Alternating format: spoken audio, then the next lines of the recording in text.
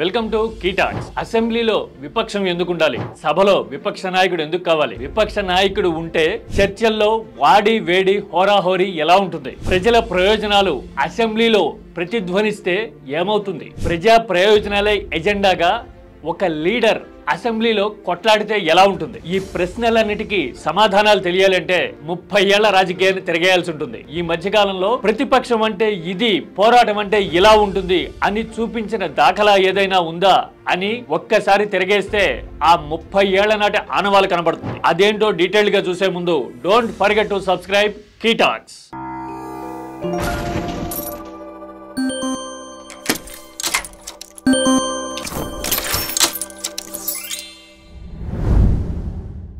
నాయకులు చాలా మంది ఉండొచ్చు. రాజకీయ పరిస్థితులను బట్టి, మారుతున్న సవాళ్లను బట్టి వాళ్ళ పందాలు కూడా ఎంచుకుంటూ ఉండుండొచ్చు. కానీ అసెంబ్లీ వేదికగా ఇది నా పోరాటానికి అడ్డా, నేను ప్రజల కోసం నిలబడి కొట్లాడి తీరుతా అని శపథం చేసినట్టుగా చేతలతో నిరూపించే నాయకులు కొంతమంది ఉంటారు. అలాంటి నాయకుల్లో మొట్టమొదటిగా మనకు గుర్తొచ్చేది వైఎస్ రాజశేఖర్ రెడ్డి. ఏం న్యాయమంట?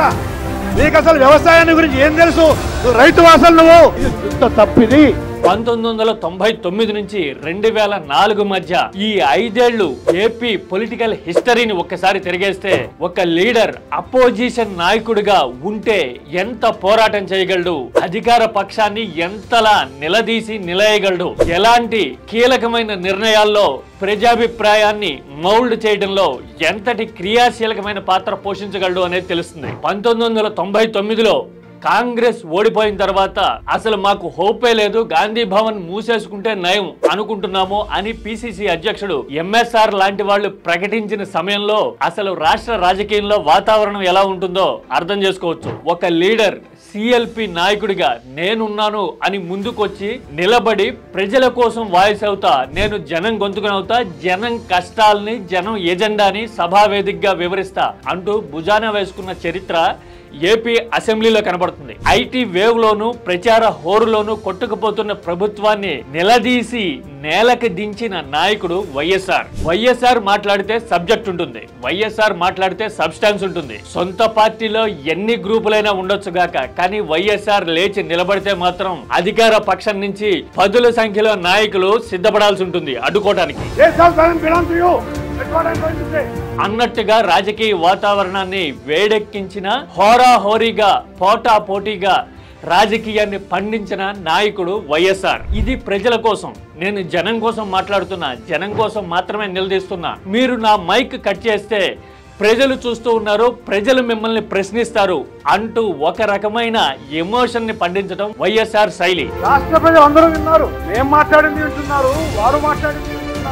అందుకోసమే 1999, 2004 మధ్య ఇప్పట్లాగా టెక్నాలజీ రెవల్యూషన్ లేకపోయినా, యూట్యూబ్ లేకపోయినా టీవీలకు అతుక్కుపోయి మరి జనం అసెంబ్లీ సమావేశాలు కళ్ళప్పగించి చూశారు అంటే దానికి ఒకే ఒక్క కారణం వైఎస్ఆర్. వైఎస్ఆర్ ఈసారి ఏ అంశాలు ప్రస్తావిస్తాడు, ఏ ఎగ్జాంపుల్స్ చెప్తాడు, అధికార పక్షాన్ని ఇరుకున పెడతాడు అని సొంత పార్టీ వాళ్ళు, ప్రజలు మాత్రమే కాదు అధికార పక్షంలో ఉన్న అసంతృప్తులు కూడా ఎదురు చూసిన రోజుల్ని 2004కి ముందు ఏపీ అసెంబ్లీ రాష్ట్రానికి చూపించింది. అధ్యక్ష అని వైఎస్ఆర్ పలికిన పలుకే రాజకీయాల్లోనే కాదు సినిమాలోను, జనబాహుళ్యంలోనూ ఎంతగా ప్రచారం పొందిందో మనకి చాలా ఎగ్జాంపుల్స్ ఫ్లాష్ బ్యాక్ చూస్తే అర్థమవుతాయి. అయ్యా ప్రిన్సిపాల్ గారు, మా ఫీజులు దుబ్బేసి ఇది ఎంతవరకు న్యాయం అని అడుగుతా ఉన్నాను అధ్యక్ష. ఆ తర్వాత సభలో మైక్ కట్ చేసిన, అపోజిషన్ ని అడ్డుకునేందుకు అధికార పక్షం వ్యూహాత్మకంగా టెక్నికాలిటీస్ ముందుకు తెచ్చినా, లేదంటే స్పీకర్ పై ఒత్తిడి తెచ్చిన సందర్భాల్లో వైఎస్ఆర్ పోరాడిన తీరు నిజంగా ఒక masterpiece. Point of order లేవనెత్తుతూ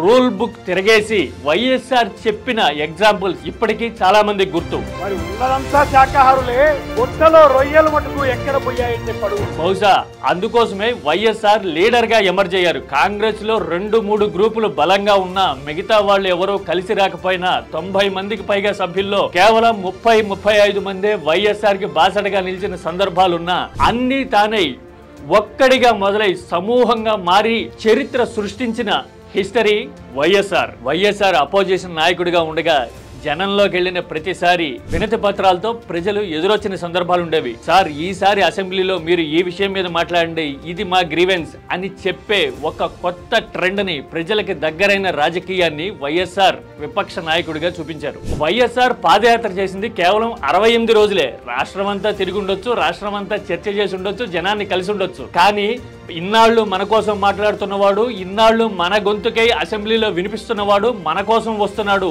అని జనం ఎదురు చూసేలా చేసింది, కలిసేలాగా ప్రోత్సాహాన్ని ఇచ్చింది ఈ అసెంబ్లీ సమావేశాలే. ఎందుకంటే పాదయాత్ర కేవలం 68 రోజులు కావచ్చు, కానీ అసెంబ్లీ 5 ఏళ్లు. ఈ 5 ఏళ్ల కాలం రాష్ట్ర రాజకీయం మీద చెరగని ముద్ర వేసింది. పైగా వైఎస్ఆర్ ఏమీ వాదనతోనో వాగ్దాడితో మాత్రమే నెట్టుకొచ్చారంటే కాదు. వైఎస్ఆర్ ఆలోచనలో రాజకీయ వ్యూహం, అప్పటి అధికార పక్షం అనుసరిస్తున్న విధానాలను డీకోడ్ చేసి జనం ఏం కోరుకుంటున్నారో క్రోడీకరించి రూపొందించుకున్న రాజకీయ విధానం ఏపీ చరిత్రను మలుపు తిప్పింది. మీరు ఐటీ అంటే అర్బనైజేషన్ మోజులో కొట్టుకుపోతే హైదరాబాద్ సెంట్రిక్ గా ప్రచారం చేసుకుంటే, నేను రూరల్ ఏపీ సగటు పల్లెటూరు రైతు మనోభావాలను వివరిస్తాను అన్నట్టుగా వైఎస్ఆర్ ఒక నేరేటివ్ ని సిద్ధం చేయడం అనేది రాష్ట్ర రాజకీయాలకి కొత్త డైరెక్షన్ ఇచ్చిన పరిణామం.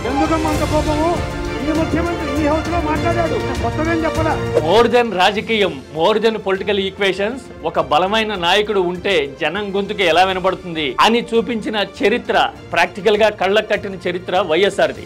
అందుకోసమే ప్రతిపక్ష హోదా మీద ఇంత చర్చ జరుగుతూ ఉంది. చరిత్ర తెలియని వాళ్ళు, లేదంటే కనుక సోషల్ మీడియాలో పుట్టి పెరిగిన నిన్న మొన్నటి మొక్కల లాంటి వాళ్ళు ఇప్పుడు రకరకాలుగా మాట్లాడుతూ ఉండొచ్చుగాక.